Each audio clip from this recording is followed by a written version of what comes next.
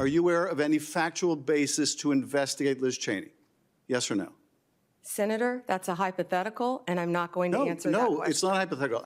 No one has asked me to investigate. But the president has We're called, also worried about Liz Cheney, the Senator. president has You know called what we for should this. be worried about? Ms. Bondi, please answer my questions. California right now You are is aware, through the roof. Ms. Bondi, Your robberies are 87% higher than the national average. My question is this. Senator, what I can tell you is I will never play politics. You're trying to engage me in a gotcha. I won't do it. I'm just asking you a simple question. Won't play if you can speak truth with any ongoing to power. investigation, so let me ask you another. Like you did leaking your colleague Devin Nunes's memo. I'm not going to mislead this body nor you. All right, let me ask another question. You don't want to answer that. Let me ask another question. You were censured by Congress, Senator, for comments just like this that are so reckless. Attorney General nominee Pam Bondi clashing with California Senator Adam Schiff during day one of her Senate confirmation hearing yesterday. Bondi also questioned the weaponization of the Department of Justice, the surge of crime under the Biden administration. I want you to talk to Tennesseans, to Californians, to all Americans about what you're going to do to get this crime rate down in this country. Despite the questions from Senator Schiff, I look forward to working with you and the state of California to do everything we can to fight violent crime in California. And you know as well as I, that crime is only going to go through the roof now after these forest fires.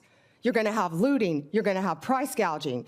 You're going to have so many things that I have dealt with in the state of Florida, and I am committed to working with California just as much as I am committed to working with you, Senator Kennedy, in the tragedy that just took place in Louisiana.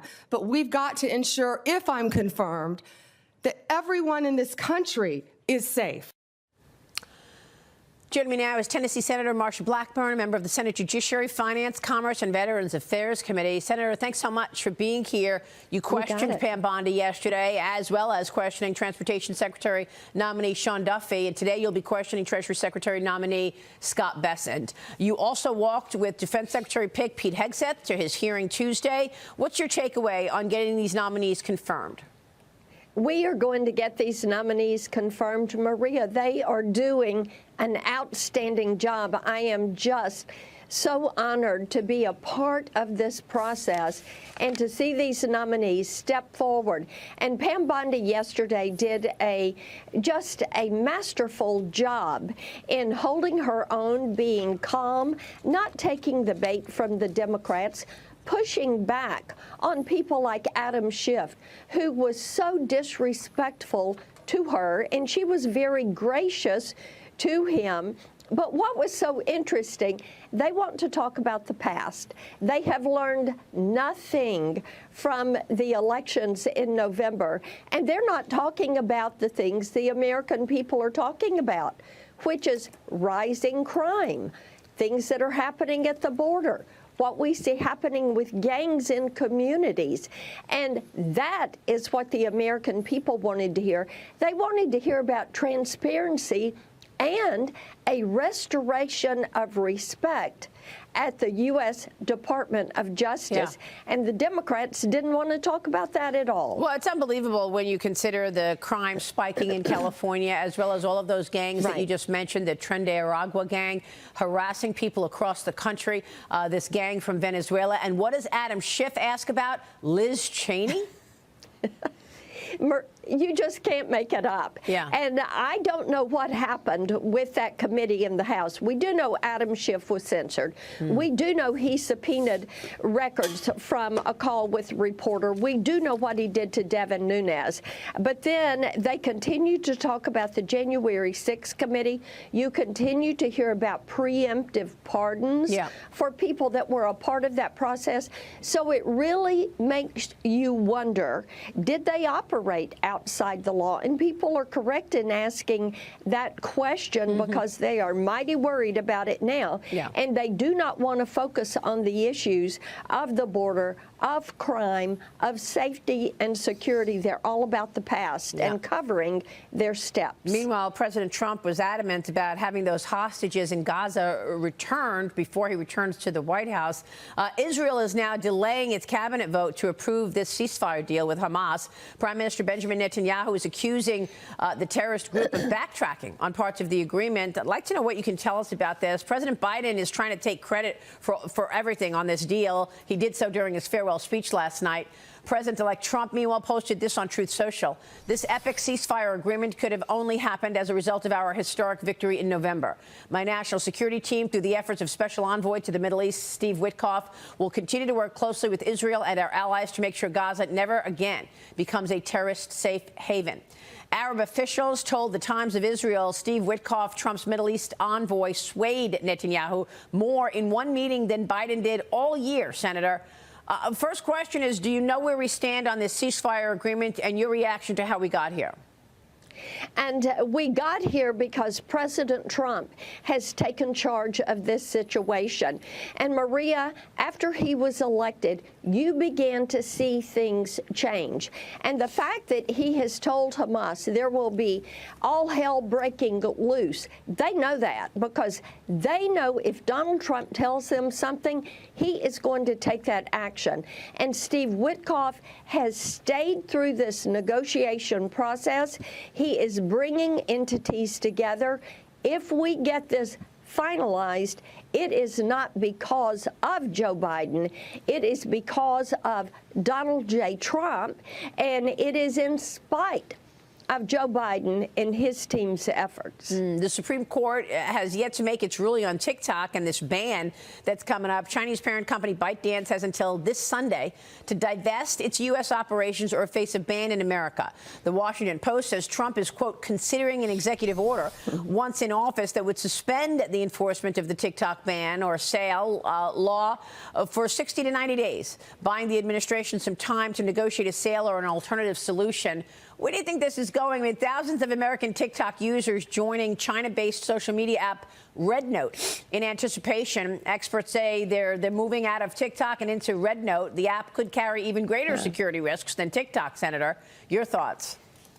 And what we know is that the Chinese Communist Party is desperate to maintain access to data and information of U.S. users because what they do is to build a virtual you. What they have done with TikTok, the reason it was banned, it is so invasive. So the goal has to be putting the burden on these platforms, finding a way to protect U.S. users and their data and their information and not have this spyware invading everyone's phone. Do you believe that Trump's nominees will all be confirmed? There were some questions about Tulsi Gabbard as well. Yeah. Oh, I think everybody's going to get confirmed, Maria. They are doing such a great job. We're so proud of them. And indeed, everyone should be confirmed. And bear in mind, we're going to be working in the Senate as soon as the inaugural is complete. We're going to be confirming nominees. We're going to be advancing nominees, marking them up in hearings. We may even do a hearing or two on inaugural afternoon.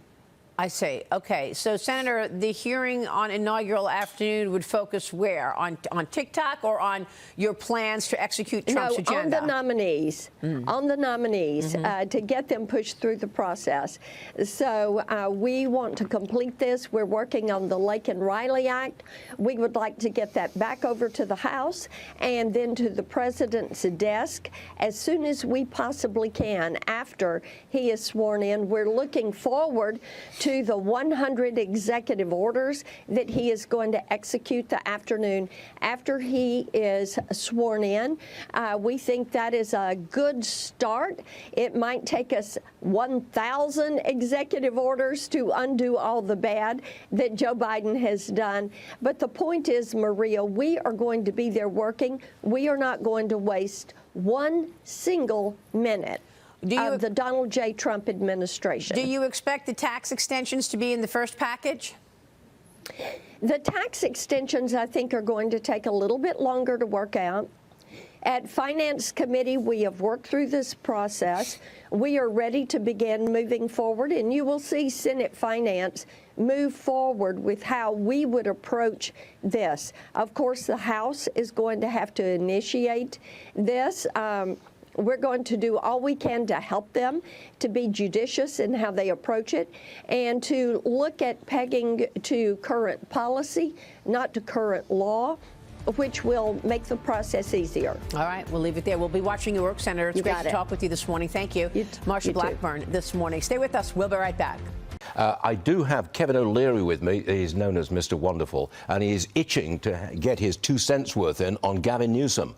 Give me 30 seconds. And Bass, I think every taxpayer in America, including those in California, would like to tie this aid to removing Newsom and Bass. Now, gone. Part of the deal would be, and I know Trump likes new ideas, here's one, not a dime until those two are whacked from their jobs immediately.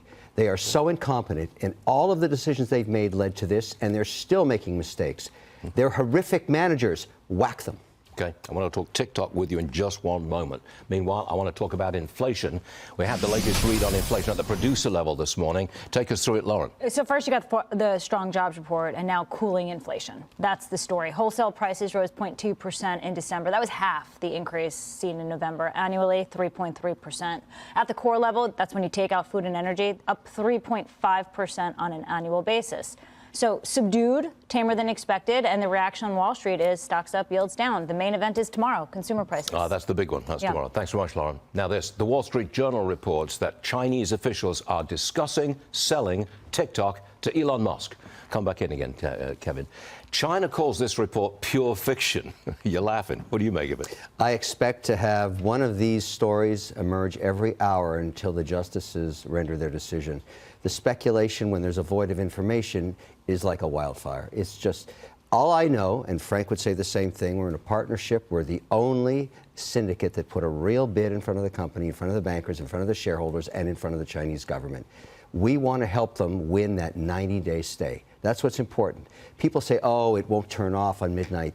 If you're Oracle and you see this act of Congress actually say at midnight on the 19th, you'll be in breach of it. You turn those servers off in Virginia. TikTok goes dark. We don't want to see that happen. I don't want to see that happen. My businesses use it every day.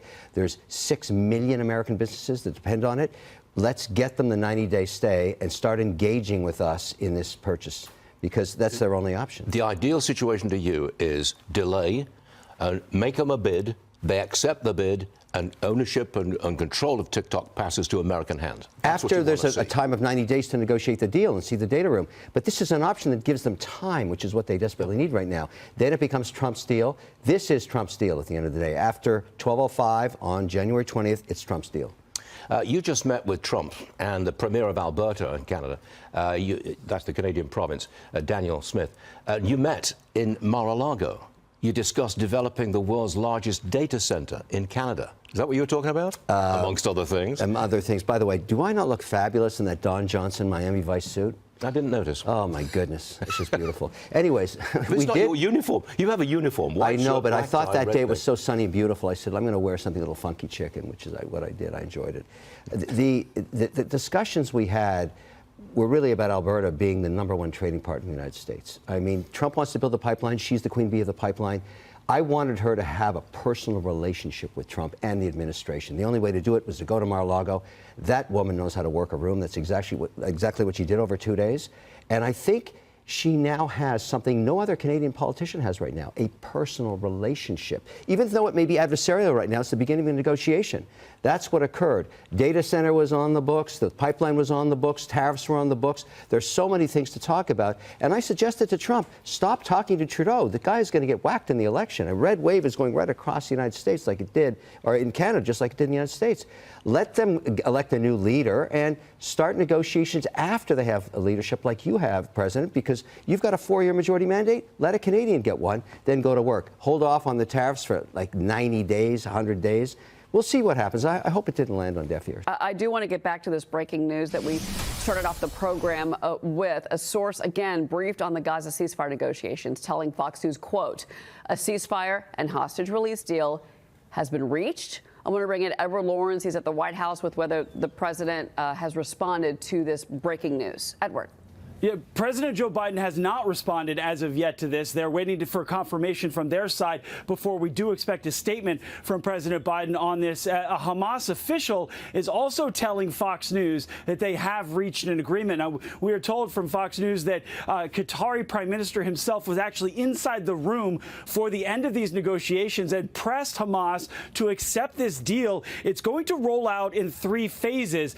In all, there's going to be 23 hostages that are alive that will be released. 10 hostages that are believed to be dead will be released. The bodies of those will be brought home to laid to rest. There are also going to be young girls in the first round, as well as humanitarian hostages that will be released in this. Again, the pause of this is going to be 42 days, or about 6 weeks in a pause in fighting. And just now, President-elect Donald Trump posted on Truth Social, we have a deal for the hostages in the Middle East. They will be released shortly. Thank you. You see that right there. His representatives were involved in this. Now, the White House stressing, though, that this was Jake Sullivan as well as their representatives on the ground for weeks that had worked, months actually, worked with these groups in order to get these hostages released. At the end of this process, President Trump had his delegates in the room to try and work through and see what kind of agreement could be done. Now we see that there is an agreement we're hearing out of the Middle East from sources there. So again, in exchange for these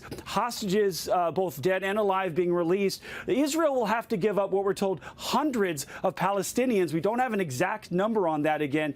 But again, this is good news for some. The ceasefire will be in place. Families will get some alive, 23 at least people home, hostages to their families. And then you can have 10 others who will have final closure on their family members who have been in captivity for more than a year. And we're looking at these live pictures coming out of Tel Aviv right now. This is about the hostages and the families of these hostages, those that are remaining. And again, I'm glad you're confirming, because we don't know who is alive and who is not.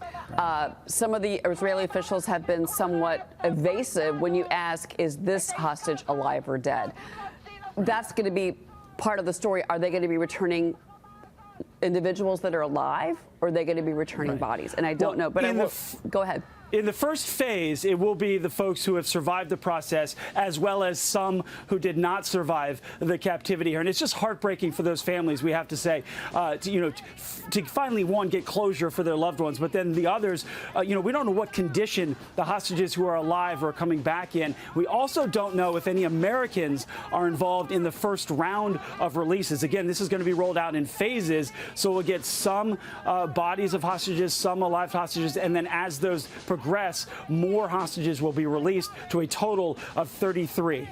And Edward, too, I just want to bring in this, and this is something that the Journal is pointing out, and I think it's a very clear point that we need to make, is that the fact that this has been similar to the deal that's been on the table for months, as you've reported from Washington, as we've talked about here.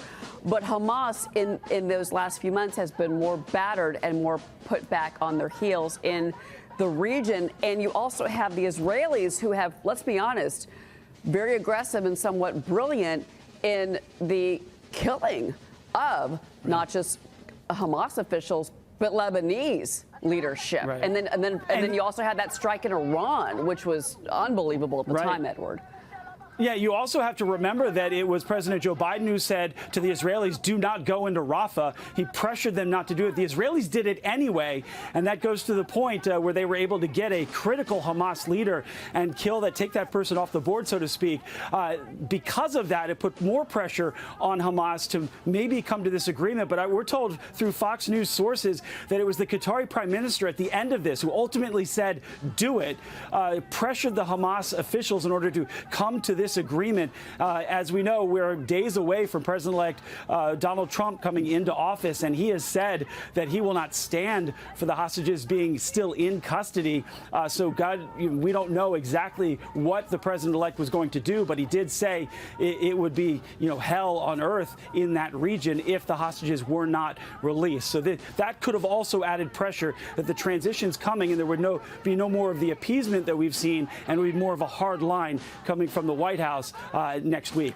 Well, Americans are braced for Joe Biden's last list of lies tonight at 8 p.m. Eastern. He leaves office with the lowest approval ratings in the modern era. Bottom of the heap, his ratings on the economy and on foreign affairs.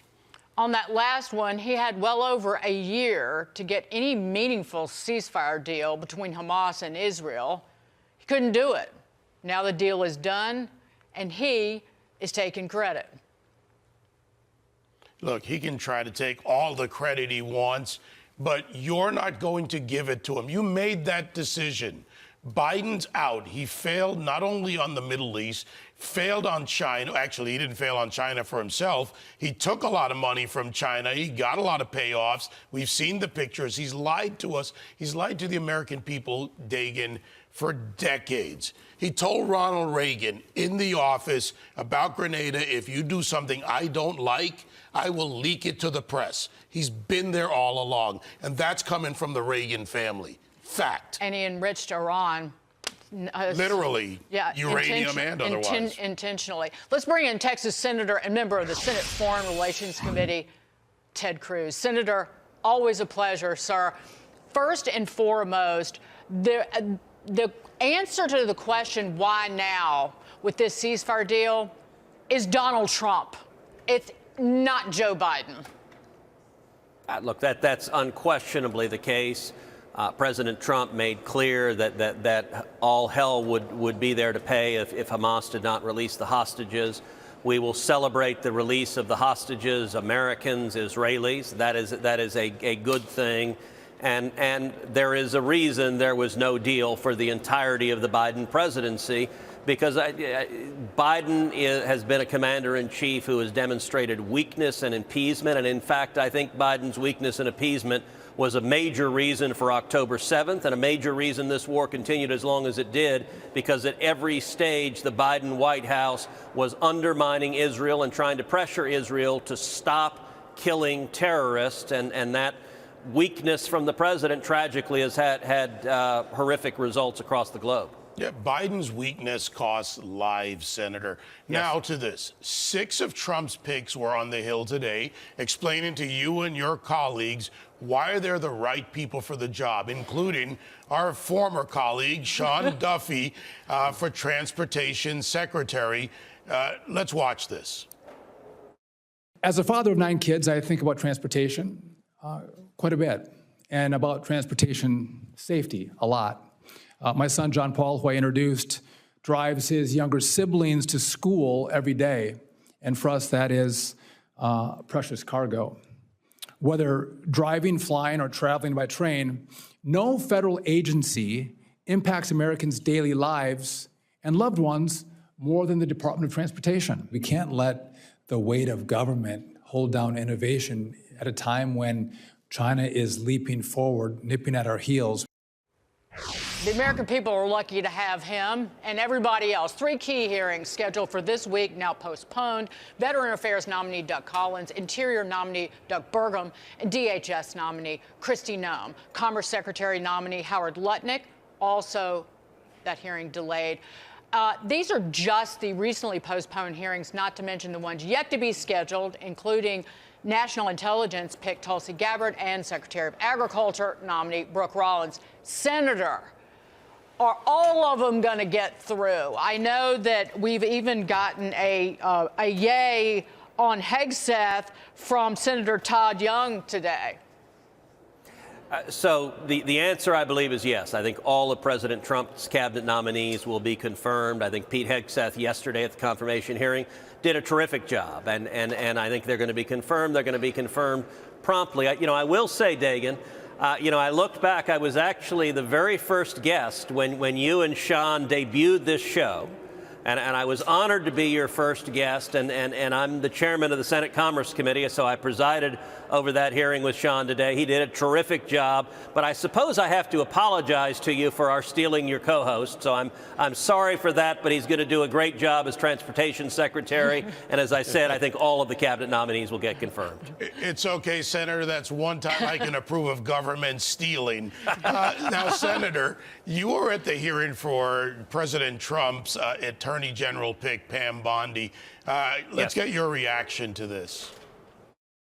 It would not be appropriate for a prosecutor to start with a name and look for a crime. It's a prosecutor's job to start with a crime and look for a name, correct?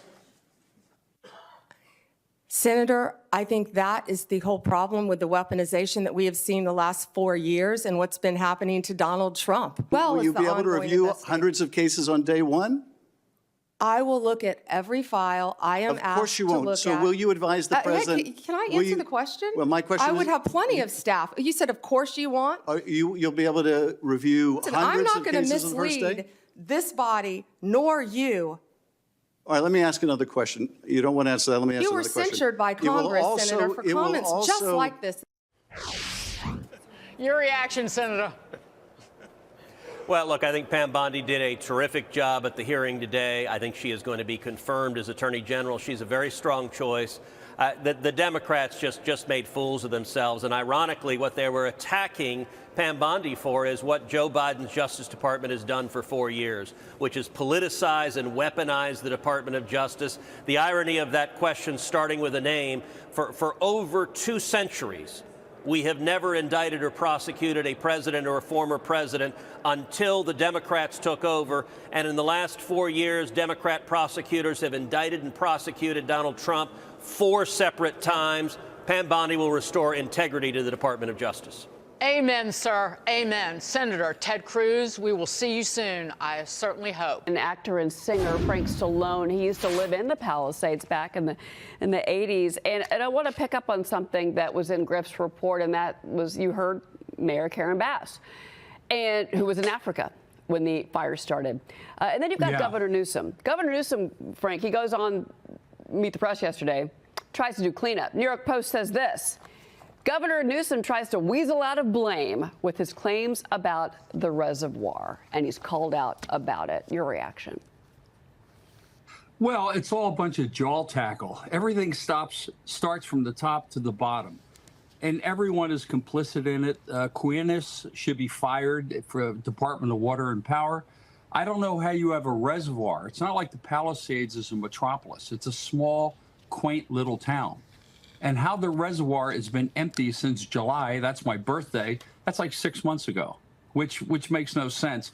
And you see hundreds of fire trucks that are inoperable, that are in a lot, because they didn't get the money they need to hire mechanics in order to keep these things updated. As you know, a fire truck relies on hydraulics, so it's a lot of work.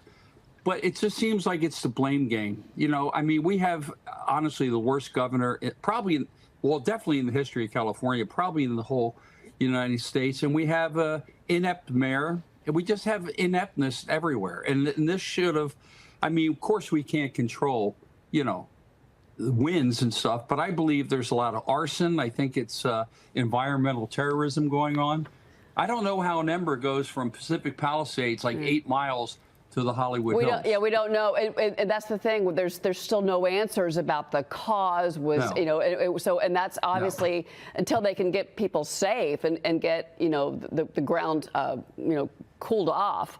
We're just we're not going to know. I agree with you, but I want to ask you about this. You know, you mentioned obviously Newsom, and we were talking about Karen Bass. Yeah. Alicia Finley has a piece in the Wall Street Journal op-ed section this morning. She says how the left turned California into a paradise lost. And she said, after the November election, Newsom announced his plans to, quote, Trump-proof the Golden State. How about fireproofing the Golden State? Well, that's not going to work now. I mean, Trump was saying 4 years ago that we had to clean that brush and on and on. But I mean, again, everyone is like passing the buck. And all these people, probably 94% of them, vilified me because I've been coming on Fox. I've been going online for 4 years stating my case. It's probably wrecked my career, whatever's left of it.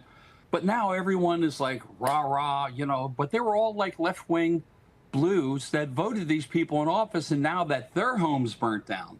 Forget the poor people in Altadena. I mean, they don't have anything. Those were like little homes, and they're wiped out. They probably don't have insurance. They probably don't have a lot of money, so they're wiped out. But just because it happens to the rich elite, it's this front page news. If it was just Altadena and not the Palisades or Hollywood, you would hear a little bit about it.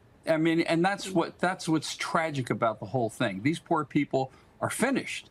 And now we have looters. To me, is the lowest form of life you could have. I mean, they're finding people that are looting these poor people that have lost everything. I mean, what kind of a human being does that? You know, in 1906, during the San Francisco earthquake, it was legal to shoot looters. I don't know if you could do that now, but in those days, they did. Well, you know, that's why a lot of people are pointing to the difference between Gavin Newsom and Ron DeSantis, who made it very clear after the last Hurricane Milton, you absolutely are going to pay the price if you try to steal from victims of that hurricane. No, I'm with you. Thank you so much for being here. We really appreciate it. We're praying for everybody in California. It's just awful. Let's hope Rick Caruso becomes governor to save us. Another good Italian. I've heard that said already. All right. Thank you so much for being here. It's good to see you. God bless, Cheryl. Well, as we continue to cover the tragedy in Southern California, another crisis is underway, an insurance crisis. And it's one of California's own making. In 1988, California voters passed Proposition 103, a textbook example of the left-wing love affair with government price controls and heavy regulation. Under Prop 103, insurance companies have to get government approval before raising rates. The red tape hasn't allowed insurance prices to keep up with insurance losses. And over time, that imbalance causes the entire system to collapse. As you can see here, major players like State Farm and Allstate have pulled back on writing insurance, leaving thousands of homeowners scrambling for alternatives. That's where California's state-run insurer of last resort, the FAIR Plan, comes in. But here's the problem. The FAIR Plan is woefully underfunded. It has about $700 million in reserves, but the Pacific Palisades fire alone represents a $6 billion liability. The math just isn't adding up, and California homeowners and taxpayers, as a result, may be on the hook. Well, joining us now is Kaya Stanley, CRMBC CEO and insurance industry expert. Kaya, we're glad to have you with us today. Help us understand what's happening with insurance in California and why it's really important for other states to pay attention to what's happening here. It's important because it's going to ripple outside of California and affect every state. So as you pointed out, one of the reasons, there's many reasons why the insurers pulled out, but one of them was because of regulatory requirements. Reinsurance went up, inflation, caused increases in pricing. There was a lot of factors. And then when insurance companies can't be profitable and they can't raise their rates because of regulatory requirements, they are going to leave. And so that's what we saw here. And they only left the high risk areas. So a lot of these companies still write insurance in other parts of California and other lines of insurance. So they might have just pulled out of homes, but in businesses, but they still write auto, for example. There's a great article in the Wall Street Journal that says when California's insurance falls short, everyone else pays. You hinted at this, right? That we could actually see rates for insurance in other states go up because of some of the policy issues that we've seen in California. Does that data and that analysis track with what you see and what you hear? Absolutely, because the point of insurance is to spread risk. So we collect rates from the many to cover the few, the losses of the few. And when you have a natural disaster, and not just in California, but the other natural disasters that we've seen around the country, that disrupts that balance. And so the money that's collected to cover the losses of a few is just decimated. And so they've got to recoup their money somewhere. So they're going to look to states that have no natural disasters and less risk and less regulation. And then people in like Maine and Vermont who didn't do anything wrong and had no natural disaster, they're going to see their rates go up because this has got to balance out somewhere. Yeah. Everybody agrees that this is the worst natural disaster in U.S. history, even Gavin Newsom. President Trump is asking some logical questions about what went wrong here in California specifically, and he's making a comparison to other countries. Please listen. You go to other countries in Europe, Austria and Finland and numerous countries, and I talk to the heads, they're forest nations, they're in forests, and they don't have problems like this. The head of Austria tells me, we have trees that are much more flammable than what you have in California. We never have forest fires because they maintain their forests. And you could revert water up into the hills where you have all the dead forests, where the forests are so brittle. As we talk about insurance here, if we don't address the why this happened and correct it, we're only going to find ourselves in this particular position again. Why aren't we looking to other countries as a model? The solution to this is going to be very complex, and it's going to take decades to build out of this. Looking to other countries is one of the things that should happen. The other problem is when you've got different states that are doing different things. So, for example, what California is doing, it's now going to impact negatively other states as well. So there has to be some way that we can bridge that across the entire country. So they're going to be looking at all kinds of solutions, from incentivizing solutions to maybe tax credits, to also regulatory changes that need to happen, because for-profit companies have a right to make a profit. They can't be required to stay in an area where they're not making money. I represent restaurant owners. So if food prices doubled, it wouldn't be fair for us to say, and they have to now pay more minimum wage. We can't now say, okay, you can't increase the prices of your menu. And that's sort of what we would be saying to insurance companies if we said you can't raise your rates. But the alternate is also impossible. So if they raise their rates so much that people can't afford insurance, that's also a horrible result that would happen. So there has to be some public-private solution to this. It's not going to happen on just one side or the other. Well, I'll tell you what, the market solves a lot of those problems well, but when the government's so involved in the market, it can't clear prices. Kaya, we got to leave it there, but that's a really good analysis. Thanks for being with us today. Biden delivering one of his final speeches as president from the State Department yesterday. He defended his foreign policy decisions, including the 2021 botched Afghanistan withdrawal. Watch. I can also report to the American people, we're the first president in decades who's not leaving a war in Afghanistan to his successor. In my view, it was time to end the war and bring our troops home, and we did. There is nothing, I can tell you from my conversations with both Xi and Putin, nothing our adversaries and competitors like Russia and China would have liked more than seeing us to continue to be tied down in Afghanistan for another decade. Ending the war was the right thing to do, and I believe history will reflect that. It's clear. My administration is leaving the next administration with a very strong hand to play, and we're leaving them in America with more friends and stronger alliances, whose adversaries are weaker and under pressure. Strong hand to play. The Wall Street Journal out with this op-ed on Biden's approval of his own record. Mr. Biden, he leaves Mr. Trump having to rebuild the military amid a budget deficit in the range of $2 trillion a year, thanks to his blowout domestic spending. If this is a, quote, strong hand, what would a weak one look like? Joining me now is Fox News senior strategic analyst and chairman of the Institute for the Study of War, General Jack Keane. Sir, it's always a pleasure. Thanks so much for being here, General. Oh, it's delighted to be here, Maria. Your reaction to the president's commentary there in this final foreign policy speech?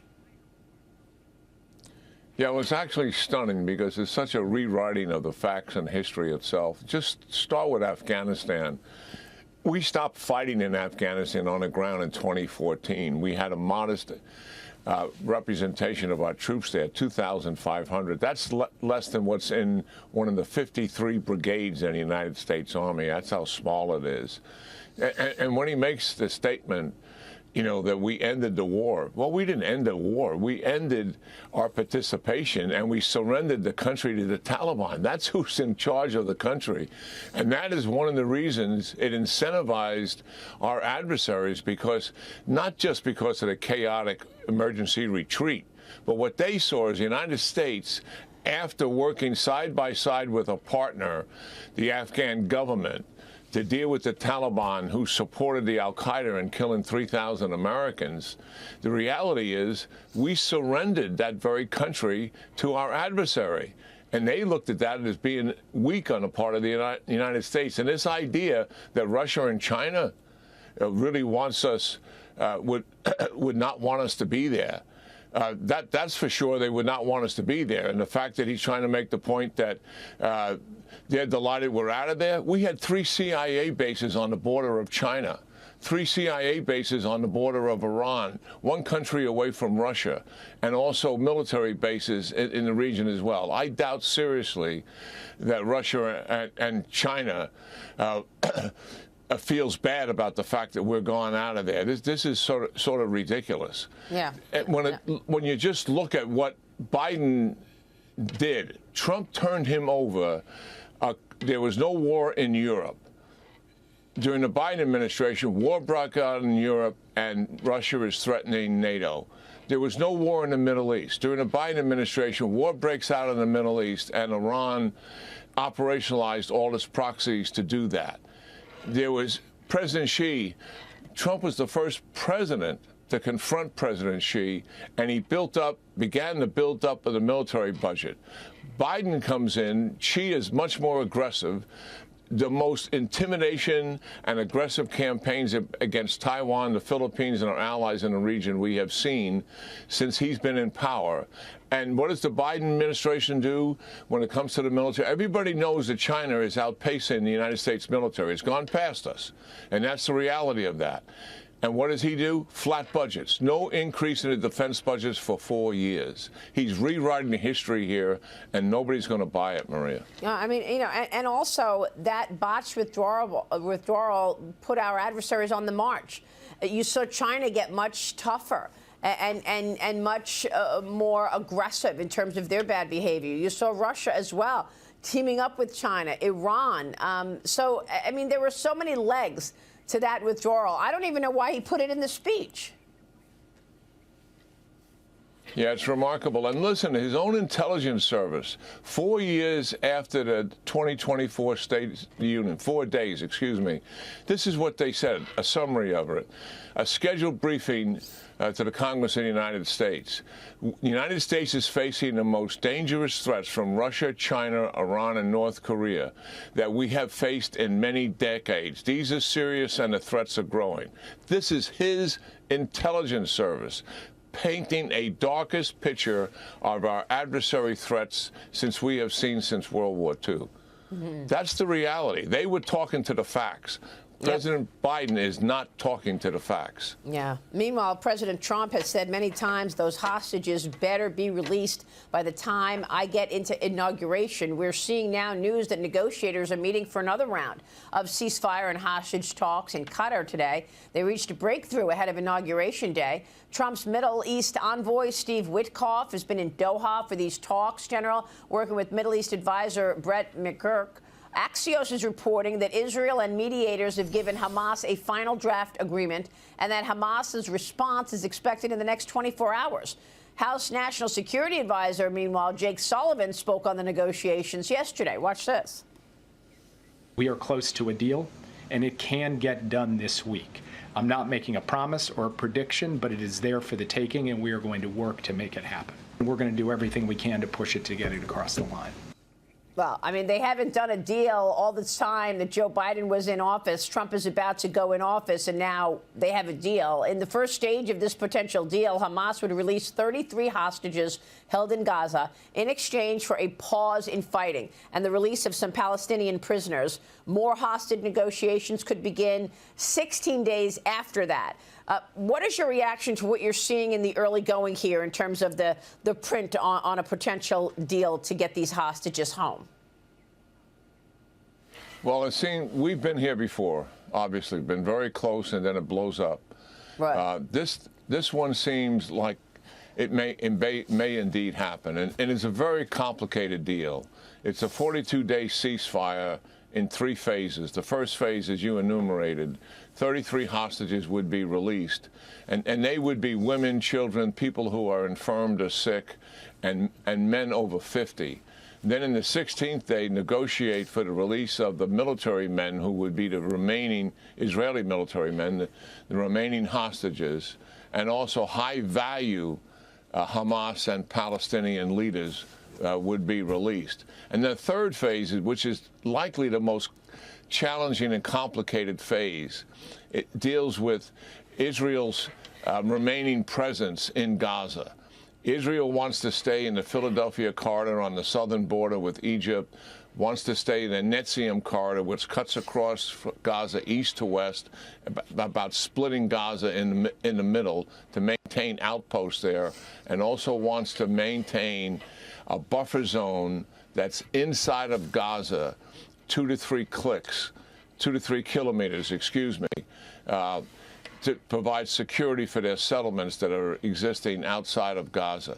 That's the most complicated phase of it, and I think the details are yet to be finished, but hopefully this is a final agreement here. It's long in the coming, and certainly a welcome relief to Israeli citizens and particularly to the families. Amazing. All right, we'll be watching that. General, always a pleasure to talk with you. Thanks so much, sir.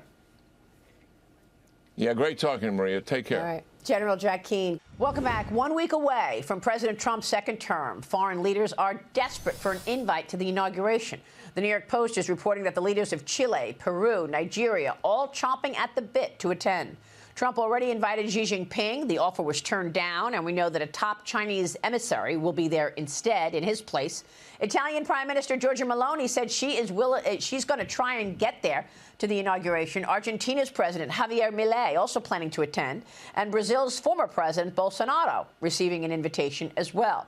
Trump preparing for 100 executive orders right after the inauguration on day one upon taking office. Joining me now is Heritage Foundation and Heritage Action President, the author of Dawn's Early Light, Taking Back Washington to Save America, Kevin Roberts, back with us. Kevin, good to see you.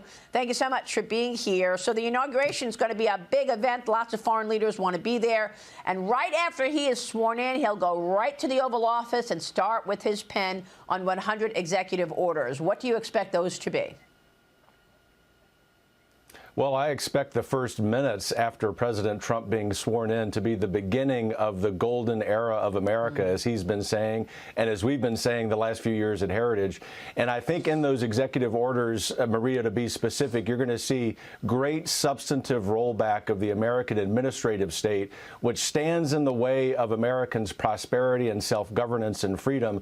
That's just the beginning, though, because you've had some great guests from Congress today and yesterday on your other show who are talking about the legislative vehicles that will accompany those great executive orders. Every American ought to be very excited about this, but also stand at the ready to call their member of the House and the U.S. Senate and encourage them to do what they need to do in order to accentuate the Trump-Vance agenda. Yeah, I mean, I understand. I'm told that one of his executive orders on Monday is going to be a freeze of all pending regulation, freezing all of Biden and Democrats' destructive policies. And man, have they been destructive.